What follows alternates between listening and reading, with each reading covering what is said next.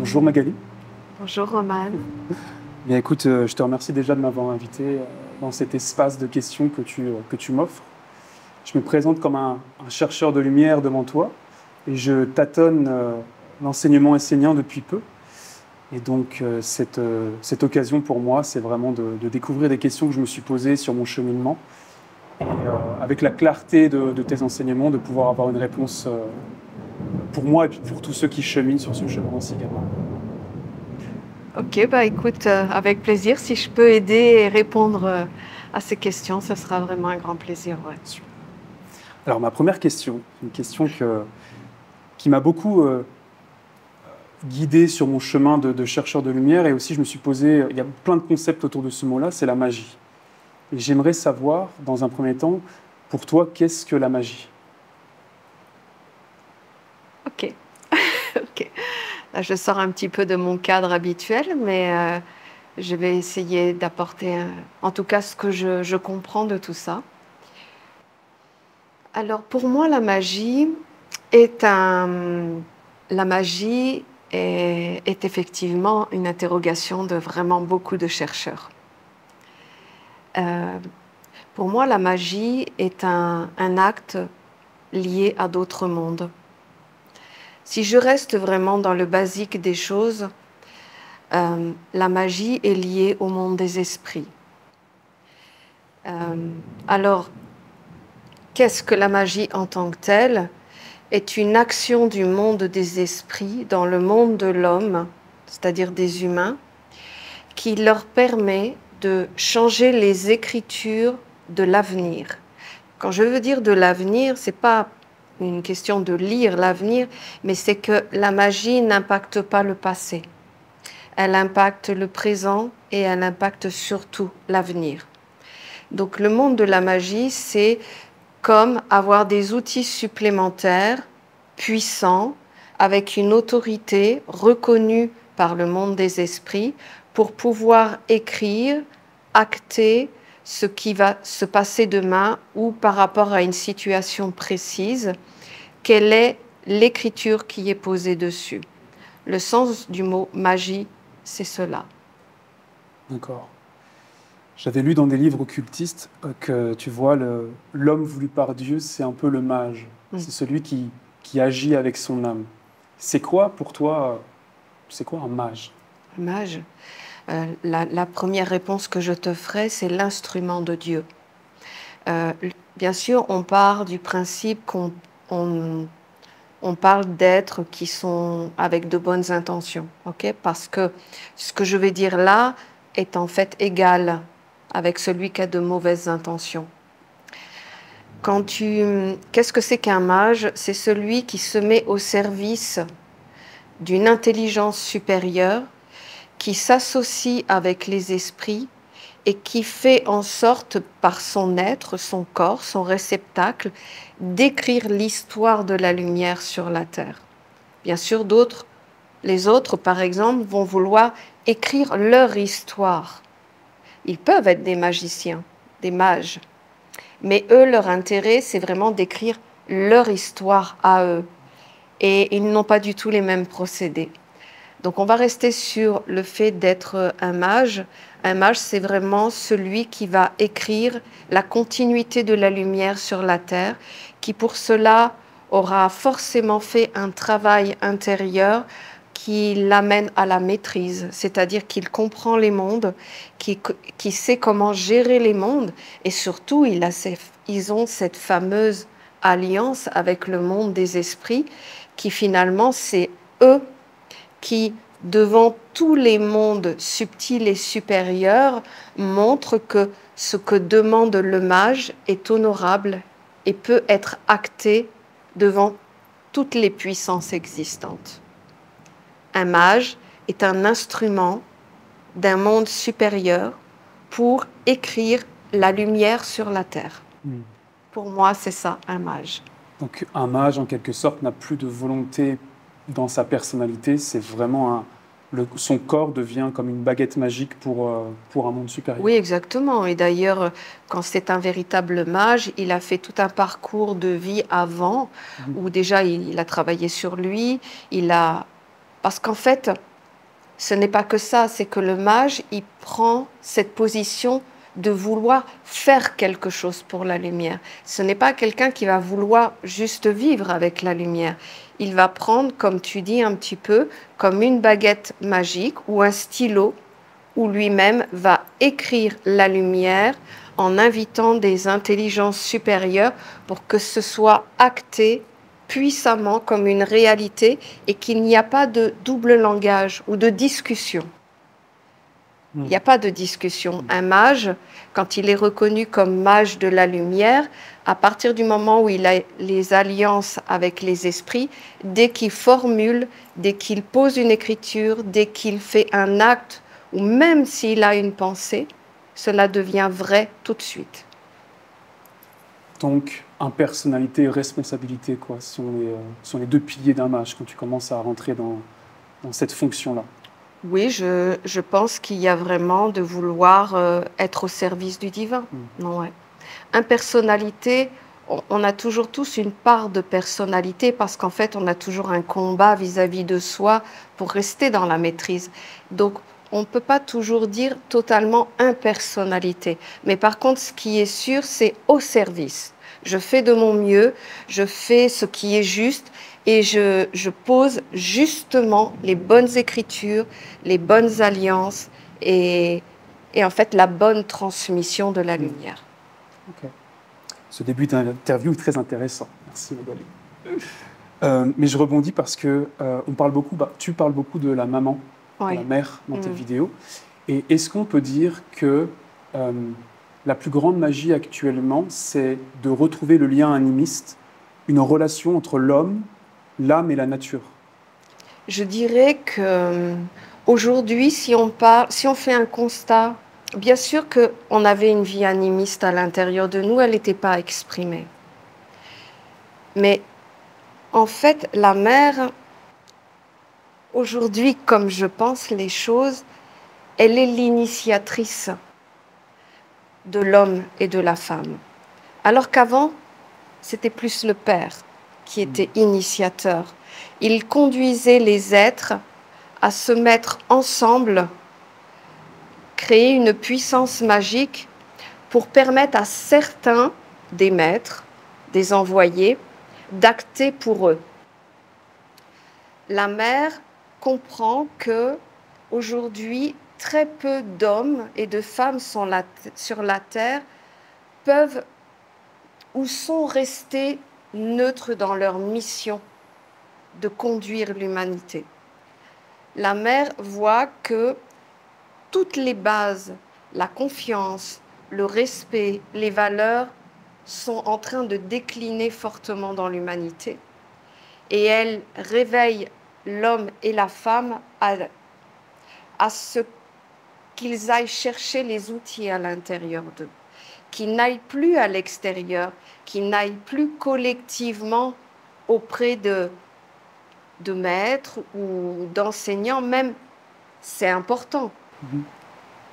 Mais en fait, aujourd'hui, il y a vraiment cette notion que, je vais être très claire, même si un maître, un envoyé arrive là demain sur la terre ou même est présent, il n'a plus autant de puissance réelle, matérielle, comme il pouvait l'avoir il y a des centaines d'années en arrière, où un prophète, un maître, pouvait avoir une autorité et pouvait parler pour un peuple et le gouvernement laissait quelque part faire parce qu'il avait une autorité spirituelle.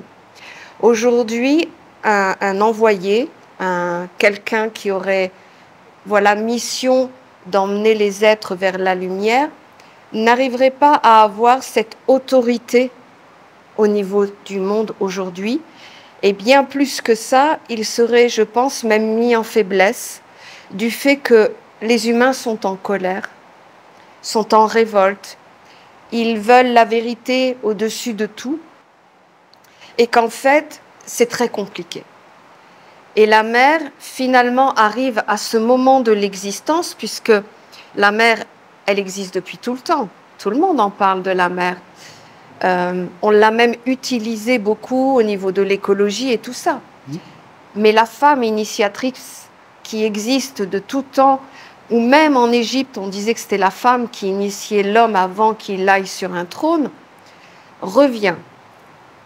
La mère dit, il est temps maintenant d'éduquer l'individu à ce que lui-même, par sa conscience propre, veuille faire apparaître un maître et donner sa puissance à un maître.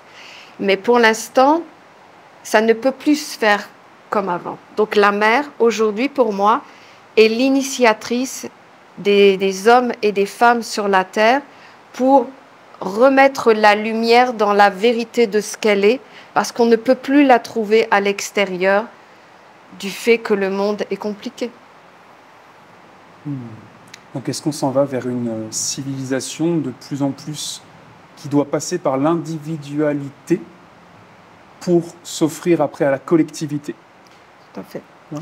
En fait, on est à cette phrase « tu ne peux donner que ce que tu as ». Tu ne peux pas advenir. En fait, il faut que tu deviennes tout de suite. Parce que la suite de la vie, c'est toi qui vas l'écrire. Et ce n'est plus les courants ésotériques, les écoles initiatiques qui existaient jadis, qui peuvent permettre maintenant à l'individu vraiment de sortir de cette collectivité et de prendre sa vie en main, en fait. C'est ce que je pense. Et c'est ce que je comprends à travers le message de la mère qui, aujourd'hui, précise qu'elle n'est pas que la mère. Elle précise qu'elle est l'éducatrice. C'est celle qui forme les corps, qui renoue les liens avec la subtilité des mondes et qui met en lumière que l'homme a tout à l'intérieur de lui et qu'il a juste à regarder ce qu'il est réellement, qui refasse les liens avec les mondes subtils, notamment les esprits, qui va redonner le pouvoir magique de la parole, de la compréhension des mondes, mais par l'individualité de l'homme. Donc sur cette question-là, j'ai envie de te dire, te poser comme question, voilà, on arrive, tout le monde en parle, à une fin de civilisation, une fin de cycle. Et la maman arrive aussi comme une voie de remontée, si je peux appeler ça comme ça. Et quelle particularité en fait il y aurait à notre fin de civilisation par rapport, si on la compare à d'autres fins comme l'Atlantide, comme l'ancienne Égypte, etc. Alors je vais dire que, en réalité, ce qui se passe aujourd'hui, et encore pour, je dirais, 4-5 générations, c'est le même processus que ce qui a existé avant. C'est-à-dire que tant que la lumière peut exister sur la Terre, tant qu'elle peut être reine, dans le sens qu'elle peut encore parler à la mémoire de ce que l'on porte à l'intérieur de nous, il y a toujours des êtres qui arriveront sur la Terre pour montrer la voie. Aujourd'hui, on arrive à une période où l'humanité, là, est en train d'enlever toutes les bases de la vie. Et qu'en fait, la seule chose qui va pouvoir sauver l'humain, c'est que lui-même se réveille à sa propre lumière et qu'il définisse la fin de l'histoire. Pourquoi ? Parce qu'il est évident que, comme dans toutes les civilisations, l'humain a pris le pas sur la lumière à l'intérieur de l'homme, et l'humain n'a pas forcément cette vocation d'être au service d'un autre monde. L'humain aujourd'hui, comme ça a toujours existé, veut profiter des puissances supérieures pour eux-mêmes atteindre l'immortalité, atteindre la puissance d'action et maîtriser le monde dans lequel, où il peut générer des puissances d'énergie. Tu vois, bon, je ne dis pas que c'est ça, mais quand j'avais vu le film Matrix, il y a très très longtemps, eh bien, j'avais vu que c'était vrai. pas dans la forme qu'il le présente, mais qu'en fait, il y a des intelligences qui se servent des humains juste comme une énergie. Et qu'en fait, ces intelligences qui sont présentes aujourd'hui, elles, c'est leur objectif, qu'on ne soit qu'une source que d'énergie pour justement réaliser leur monde. Mais dans le fond, leur monde, ce qu'ils veulent avant tout et avant tout, c'est l'immortalité. Ils veulent être immortels, ne pas mourir, continuer à vivre. Et c'est vraiment leurs vœux les plus profonds. Donc, sachant cela, cette intelligence va organiser le monde comme il le fait depuis ces dernières années où c'est tellement évident, va finalement enlever toute possibilité que l'homme puisse se régénérer par lui-même et va créer un monde dans lequel tout sera artificiel, dans le sens que, bon, je ne sais pas si je dois aller jusque-là et parler de ces choses-là, mais je pense que, voilà, on le sait, l'homme a cette vocation par la médecine de remplacer les organes. On le sait. A la vocation de créer le sang. On le sait. Puisque maintenant, voilà. L'homme a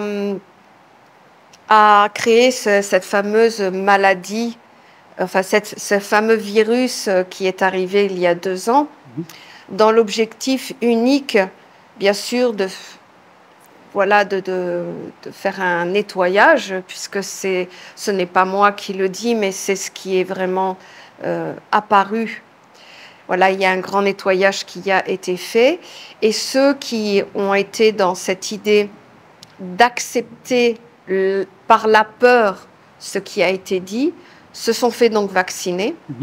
Et dans ce vaccin, il y avait un produit qui apparaît comme une nanotechnologie qui fait que ce que je pense, moi, aujourd'hui, c'est que à un moment donné, l'homme sera comme connecté à une intelligence artificielle et que cette intelligence artificielle va commencer à dire aux hommes comment aimer les choses, comment regarder la vie et voire même comment exécuter la vie. Ce qui fait que, comme dans Matrix, l'homme est la merveille, elle régénère tout. L'homme, l'intelligence du corps, c'est la merveille des merveilles et personne ne peut la reproduire. Donc on a encore besoin de l'homme. Mais pour ça, il faut qu'on puisse le diriger à aller là où ils veulent sans qu'il y ait de discussion, sans qu'il y ait de confrontation, sans qu'il y ait de négociation et même, je dirais, sans qu'il y ait à payer quoi que ce soit. Donc, en fait, on va vers cette technologie qui a existé en Atlantide juste avant le déluge, où, en fin de compte, ça va aller jusqu'à un point où l'homme ne sera plus en mesure de pouvoir se relier à la lumière. Et quand ce sera arrivé à ce stade-là, il n'y aura pas d'autre choix que ce soit enlevé. Donc, ce sera la fin.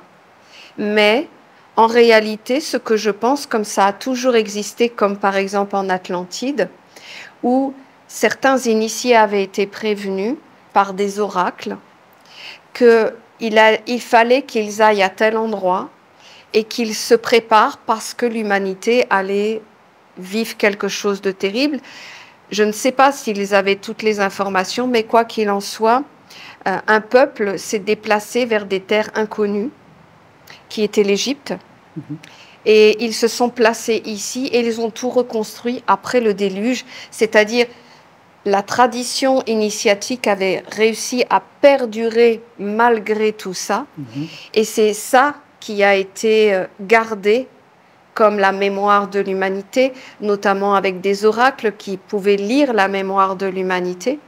Et les initiés qui étaient là ont rebâti à travers la vraie connaissance pure qu'ils avaient gardée. Et la technologie, du coup, a été balayée. C'est pour ça qu'on a retrouvé Par exemple, en Égypte, les premières pyramides qui expliquaient l'intelligence d'un monde supérieur, des 4 fondements de la vie. Et il y avait toute une science qui a été faite dans le premier empire égyptien. Je ne parle pas de l'Égypte qu'on connaît après, qui a été... finalement, à un moment donné, le processus revient le même. La puissance humaine intervient et elle veut participer à être l'intelligence qui amène la lumière sur la terre, alors qu'un vrai mage, un vrai serviteur de la lumière, peu importe les circonstances extérieures, ce qu'il veut, c'est garder la lumière pour qu'il sait qu'il doit transmettre ce qui doit rester de la lumière sur la terre. Et que les êtres, c'est à eux de s'éveiller à ça et de se reconnecter à ça. Mais le monde ne peut pas apporter ça. C'est pour ça que la mère, elle arrive aujourd'hui comme la libératrice, vraiment la révélatrice, et elle nous fait comprendre finalement que tout ce qu'on voit à l'extérieur comme soi-disant puissance, qui peut t'apporter un moyen de t'éveiller, en réalité, tu as les mêmes à l'intérieur. C'est ce qu'on appelle le microcosme et le macrocosme.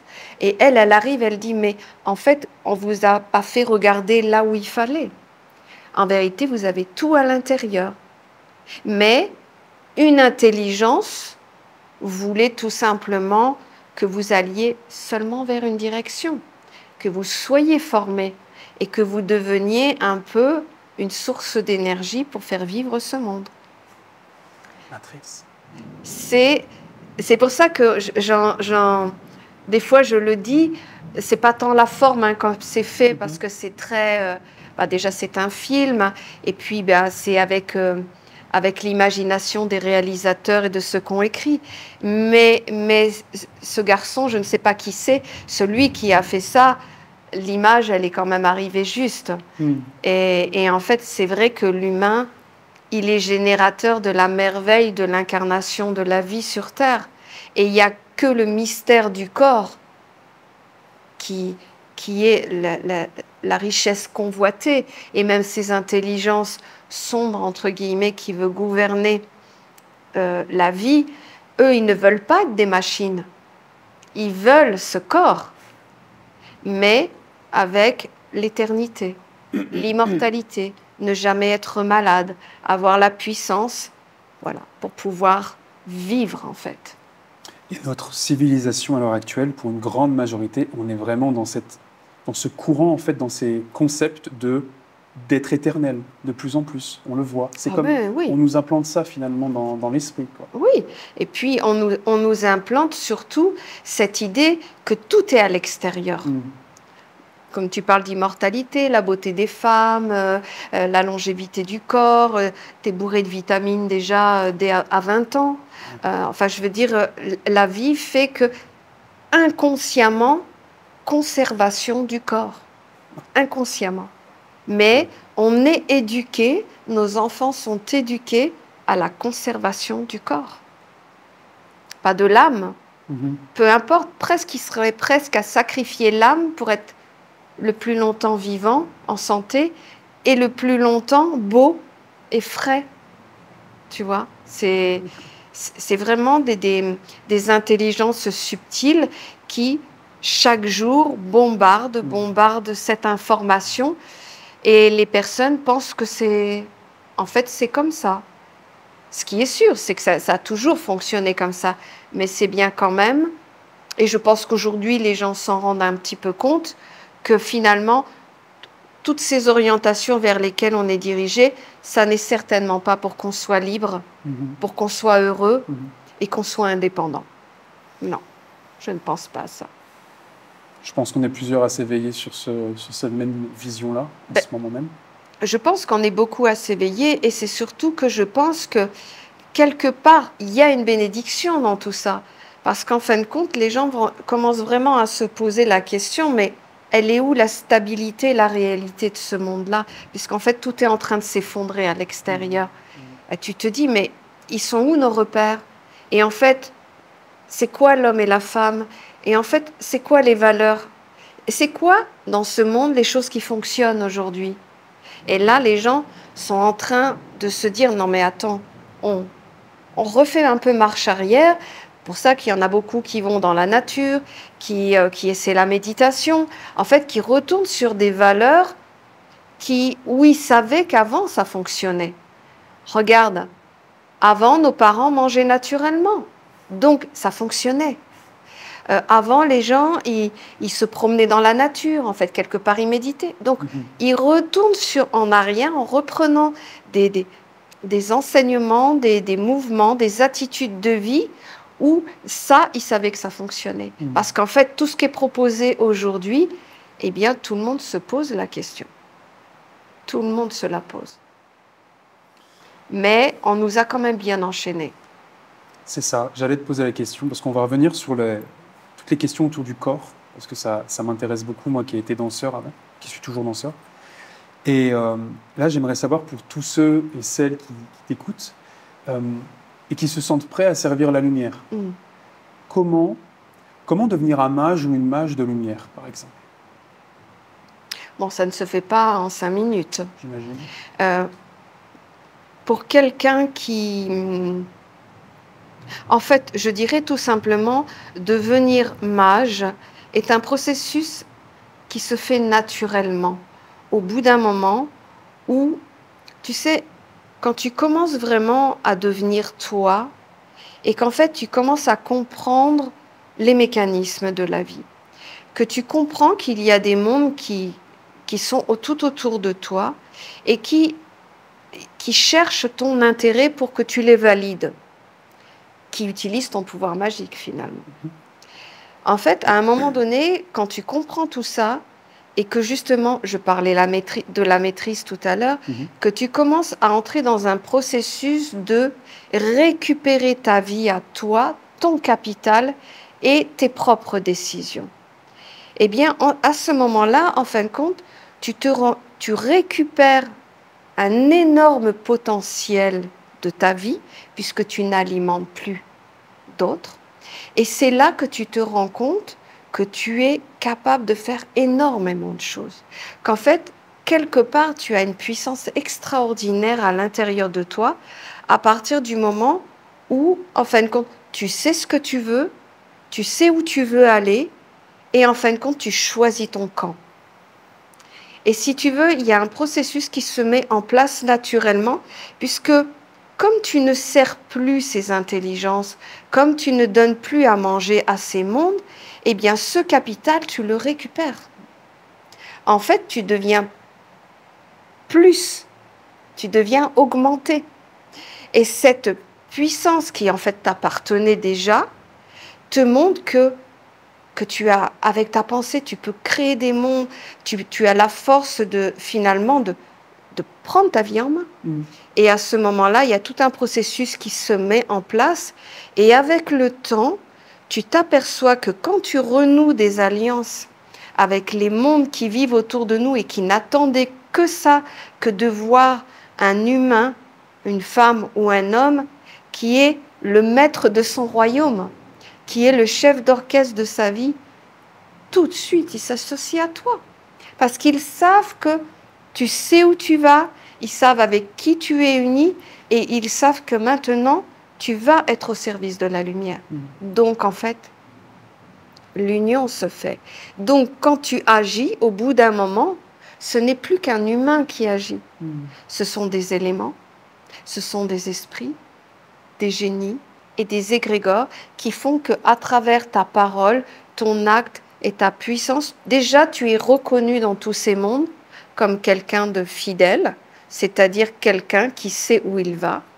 Et à ce moment-là, il récupère, au lieu que c'était des mondes subtils qui te poussaient à être inquiet pour ça, à vouloir faire ça, à prendre cette direction, à faire ces choix-là, eh bien, à la place, ce sont eux qui se mettent.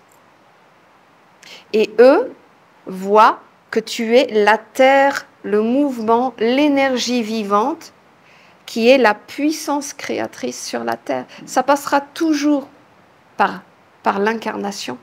C'est l'homme et la femme qui dit oui ou qui dit non. C'est lui qui est capable d'emmener des foules ou pas. C'est lui qui est capable. Tu peux le faire ou tu ne peux pas le faire. C'est vraiment l'homme dans son monde, l'homme et la femme dans son monde qui est capable de tout changer. Mais à la place que ce soit ces intelligences inconscientes du monde, eh bien, toi, quand tu as fait un certain parcours, tu le comprends, tu le vois, et c'est toi qui fais la sélection des mondes que tu veux faire entrer dans ta vie. Et tu deviens naturellement un mage ou une mage de lumière, parce que eux voient en toi la possibilité d'écrire, de confirmer et d'amplifier la lumière sur la terre. Comment tu expliquerais la volonté des gouvernances? Tu en as un peu parlé tout à l'heure, mais comment tu expliquerais cette volonté d'asservir le peuple à chaque fois? Et de cette question-là, j'aimerais savoir aussi, pour tous ceux et celles qui t'écoutent, comment agir? On a une famille, on travaille, tu vois, on est dans un monde qui nous étouffe, j'ai envie de faire quelque chose de ma vie, mais quelle activité au quotidien je peux mettre en place pour essayer de m'en sortir face à cet étouffement qui arrive sur moi de plus en plus? En fait, la seule chose que je dirais, c'est tu n'as pas besoin de conditions extérieures pour commencer à changer ta façon de regarder la vie. En fait, le premier déclic, il est, comme j'en parlais en fait dans ma dernière conférence que j'ai faite, le déclic, c'est je suis quoi et comment je fonctionne. Tu vois, si tu commences à comprendre tes mécanismes, tes fonctionnements, tes imperfections, tes qualités. En fait, au lieu d'aller chercher l'info à l'extérieur, tu te poses et tu te regardes vivre toi au quotidien. Si tu commences vraiment à prendre cette décision de refaire une introspection sur toi, ton je suis, ton être, eh bien, en fait, tu commences le travail. Et les conditions extérieures, elles n'ont je veux dire, c'est pas elles qui vont te freiner. Les conditions extérieures, c'est une qualité de vie ou un désastre de vie. Mais en fait, c'est un environnement. Ce n'est pas toi. Donc, en fait, si quelqu'un veut commencer à passer à autre chose, il n'y a pas d'autre mystère, il n'y a pas de formule magique, il n'y a pas d'enseignement spirituel qui va te donner les réponses à tout ça. Ça va être un cadre qui va te permettre d'aller plutôt regarder plutôt ici que là. C'est un cadre. Mais profondément, c'est toi. Parce qu'on est tous différents, on ne fonctionne pas tous de la même manière, on a tous les mêmes mécanismes, mais on est vraiment tous différents. Et tant qu'on n'a pas une idée juste de ce que l'on est et comment on fonctionne, comment tu veux diriger ta vie? Comment tu veux aller là-bas si toi-même tu ne sais pas avec quels outils tu vas y aller? Est-ce que tu vas attendre que, comme dans ce monde, ce qui t'est dit, tu dois avoir de l'argent, tu dois avoir une famille, tu dois être en santé, tu dois faire ça et faire ça et faire ça, tout un protocole. On te dit sans ça, tu ne peux pas le faire. Ou si tu essayes, ça va être compliqué. Mais non, c'est toi, mets-toi en mouvement et prends les éléments extérieurs que tu as besoin. Il faut être intelligent dans la vie, en fait. Comme je dis souvent, il faut être opportuniste. C'est-à-dire, sois toi et prends dans ce monde ce que tu as besoin. Mais n'en sois pas esclave. C'est pour ça que souvent on me dit, le monde à l'extérieur, il est dangereux. Mais non, il n'est pas dangereux. Il est dangereux si toi, tu vas vouloir aller chercher des choses là-bas et que tu vas remplir ta vie de ça. Si toi, tu es toi et que tu sais comment tu fonctionnes et que tu sais ce que tu veux dans la vie, ce que tu vas voir à l'extérieur, tu prends juste ce que tu as besoin. C'est tout. L'argent, par exemple, au lieu d'être esclave de ce monde, eh bien, mets-toi en mouvement et va chercher là où il y en a pour faire grandir ta vie à toi.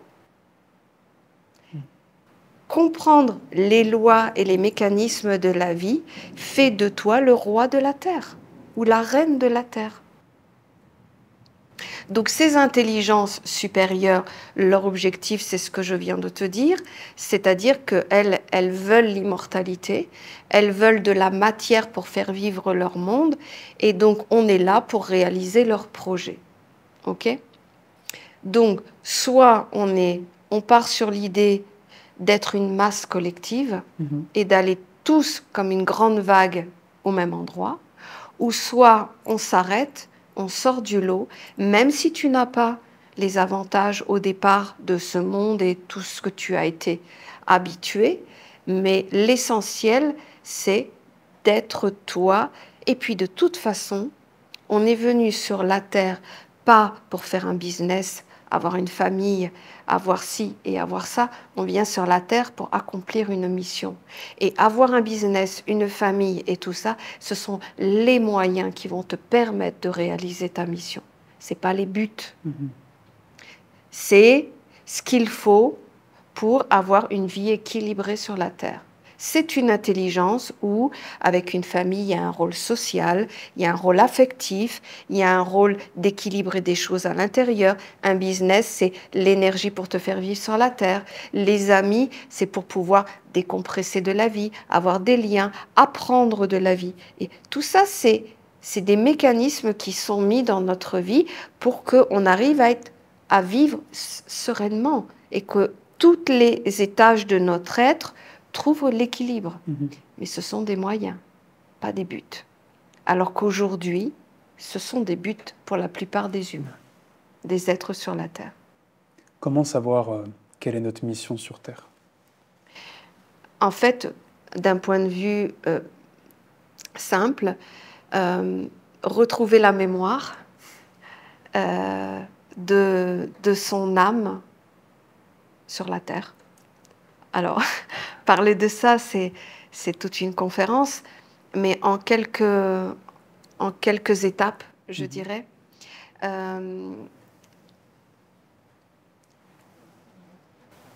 Quand on arrive sur la Terre, on rentre dans un monde.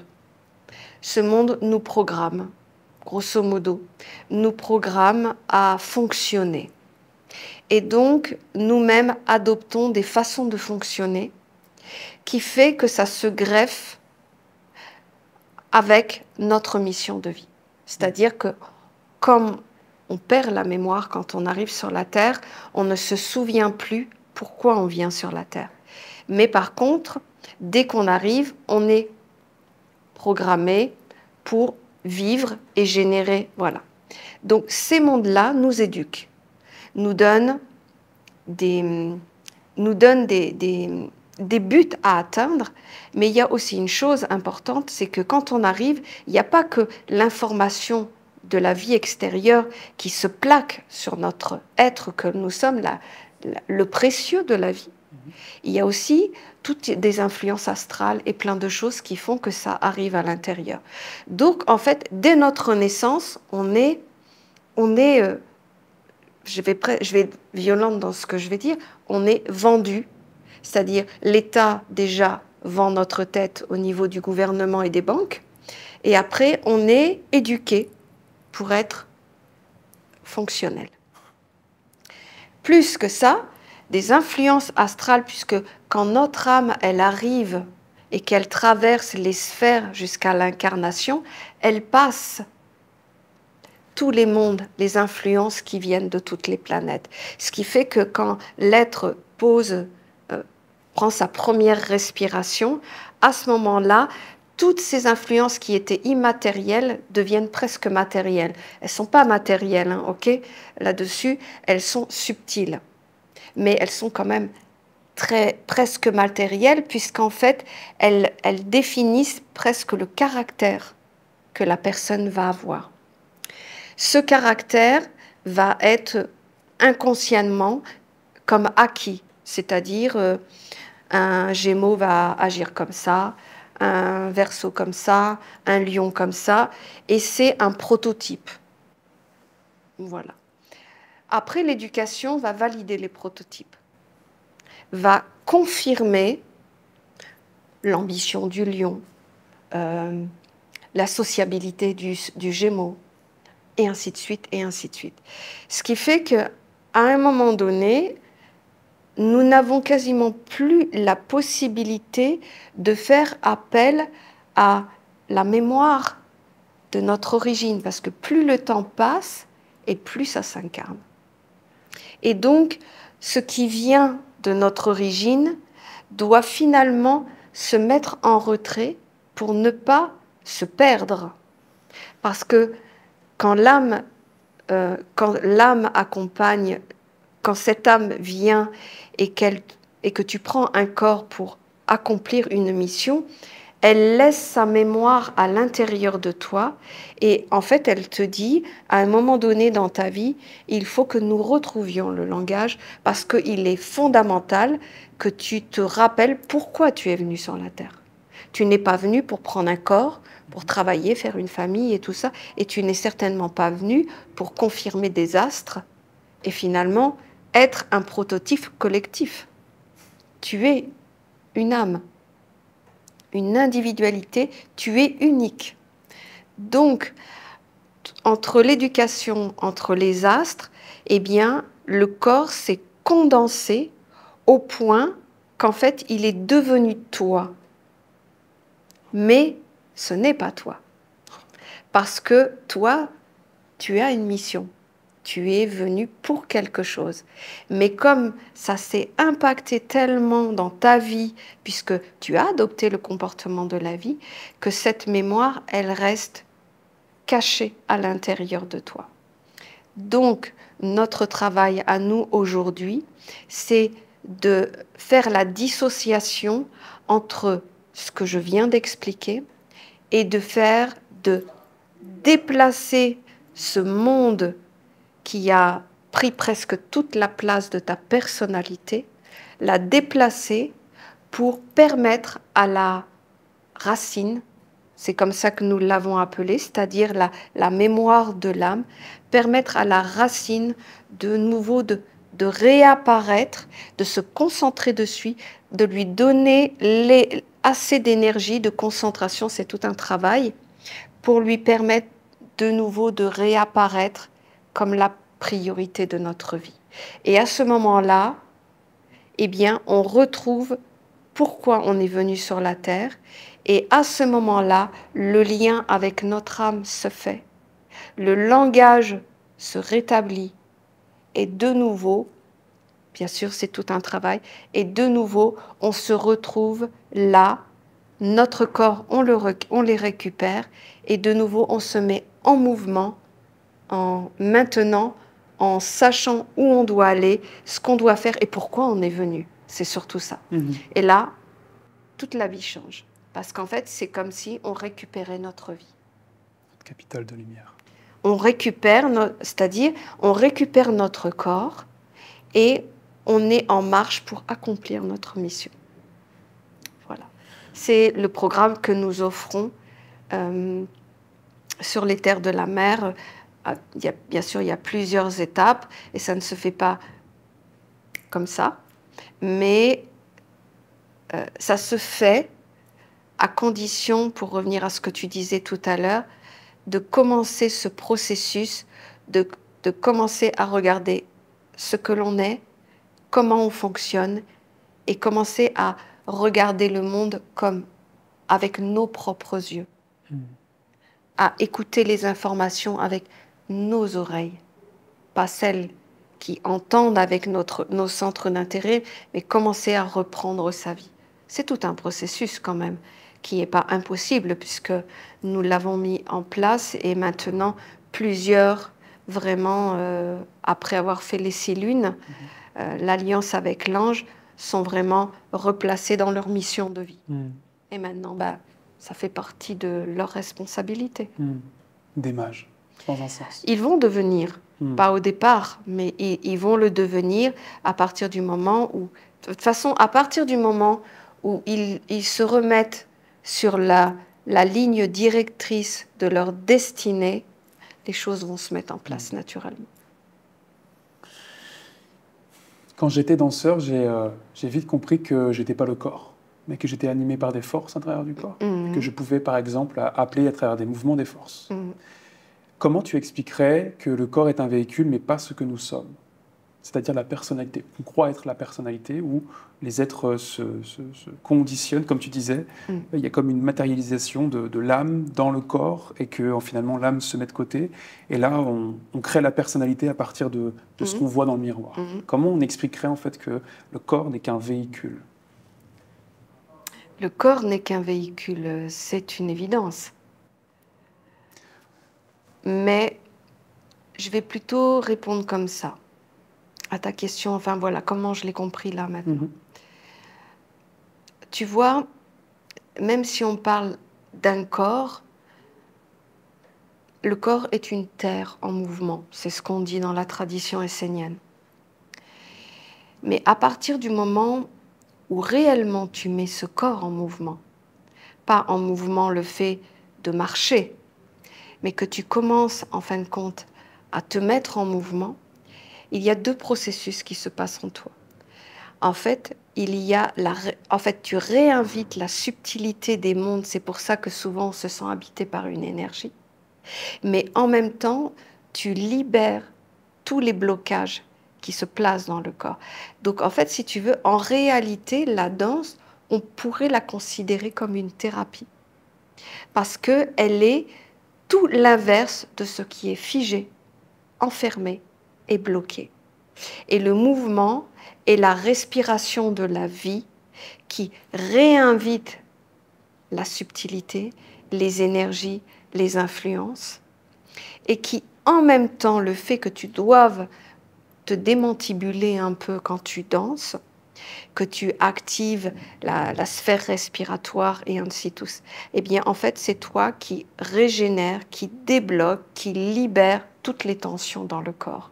Voilà. C'est un peu comme ça que je parlerai, mais en fait, si tu le fais en conscience, eh bien, tu deviens une antenne. Tu transmets des énergies, tu les récupères, tu les revalides par ta respiration et ta conscience. Si tu y mets des pensées, si tu y mets des sentiments, c'est comme si, tu voyais, tu prends une énergie qui passe, tu lui donnes une polarité et tu la renvoies. Et en fait, tu es vraiment comme une antenne qui transmet les mondes. Et en fait, il y a une vraie thérapie en ça, dans le sens que toi-même, tu peux inviter certains mondes, certaines forces, certaines énergies à l'intérieur de toi, mais tu peux quasiment leur donner un autre pouvoir d'action en les ressortant de toi. Mais également, tu fais énormément de bien à ton corps, puisque tu empêches tout monde qui veut se scléroser, rentrer dans les articulations. J'en ai déjà parlé dans une conférence. Et en fait, toi, tu es la régénération. Celui qui danse est la régénération du corps. Alors, il y a une extrême, hein. Non, c'est pas ça que je voulais dire, mais il y a une limite à ça. Parce qu'il ne faut pas en être esclave. Ok.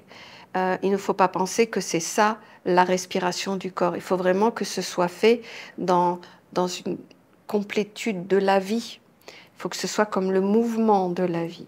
Tu vois. Et tu peux même être un danseur intérieur sans même le faire physiquement.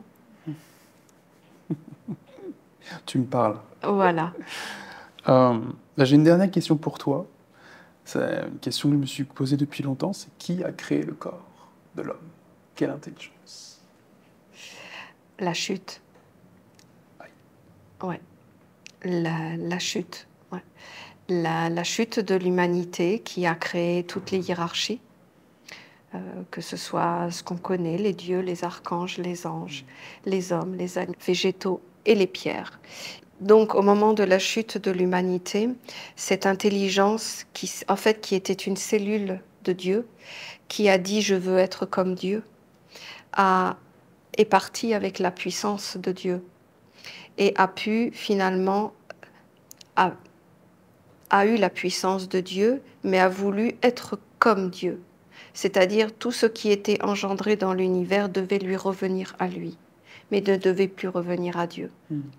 Mais lui-même étant de la lumière, tout ce qu'il a enfanté, le règne dont nous faisons partie, il y a cette cellule de Dieu qui est à l'intérieur, ce qu'on appelle l'étincelle divine qui est en nous. Et en fait, quand nous venons de cette chute, donc en fait, nous sommes tombés et nous nous sommes relevés jusqu'à être des hommes et des femmes aujourd'hui. C'est-à-dire que nous avons déjà accompli une évolution et qu'aujourd'hui nous en sommes au règne de l'homme et que demain, notre avenir, c'est d'être dans le règne des anges pour finalement arriver à la divinité et pour cela, à un moment donné, être libre de l'incarnation, du déchet de l'incarnation, pour à un moment donné retourner dans la cellule et faire partie du corps de Dieu, parce que nous sommes une cellule extraite de Dieu.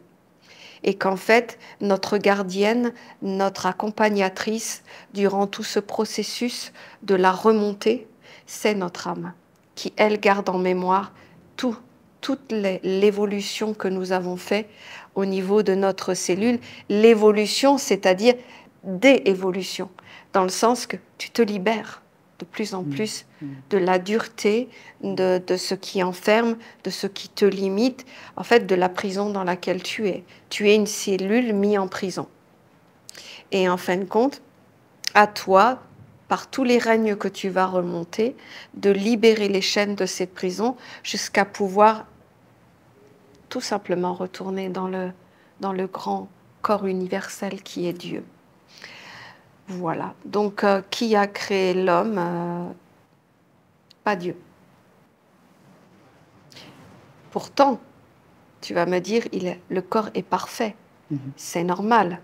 Celui qui a créé cette chute de l'humanité a l'intelligence de Dieu.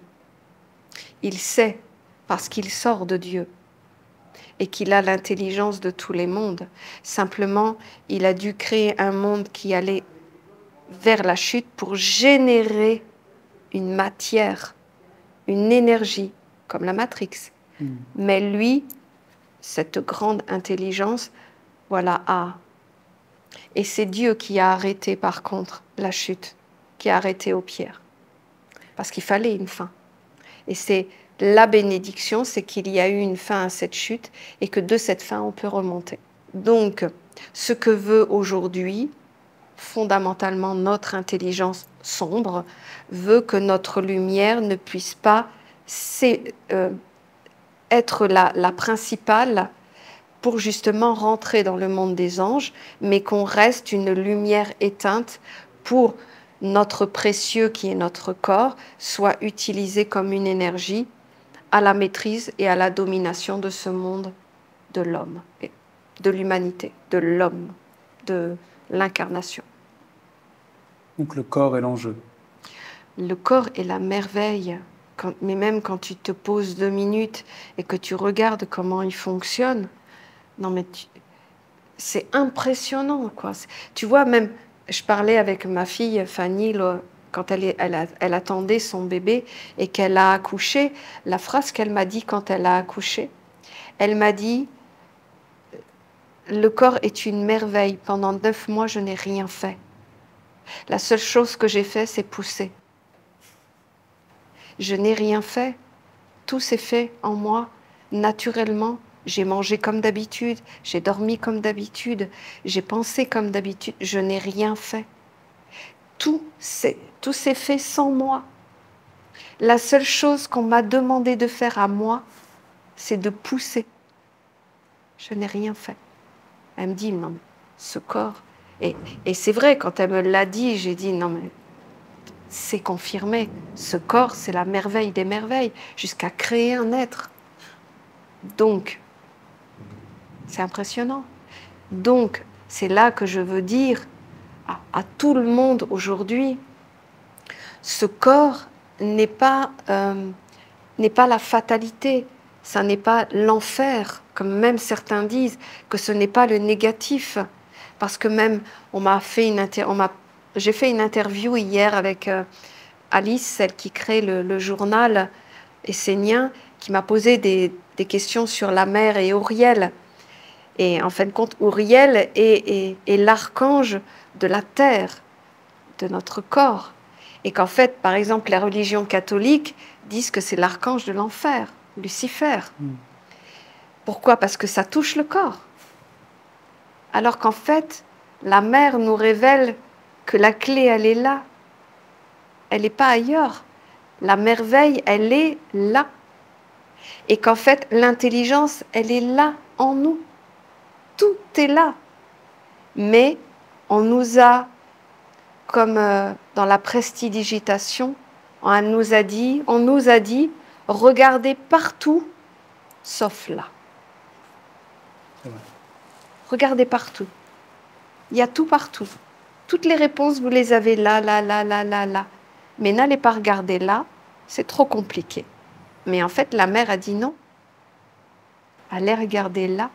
La merveille, elle est là. Et tout le potentiel est là. Et quand tu prends tout simplement la réflexion de Fanny, qui dit « Mais moi, je n'ai rien fait. Mon corps a tout fait. » Ton corps a l'intelligence de tous les mondes. Le corps sait tout faire. Voilà. Merci Magali. Bah, ça m'a fait plaisir de passer ce petit moment avec toi. Et puis, écoute, si ça peut répondre aux questions, c'est parfait. Ah ça oui, merci. Merci.